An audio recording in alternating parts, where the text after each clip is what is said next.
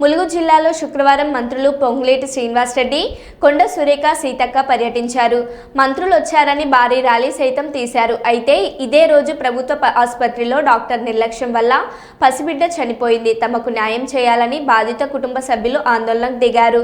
ర్యాలీగా వెళ్తున్న మంత్రులకు బాహుబలి మూవీ తరహాలో పసికందు మృతదేహాన్ని ఎత్తి చూపించిన మంత్రులు కనీసం ఏమైందని పట్టించుకోలేదని ఆరోపణలు వినిపిస్తున్నాయి.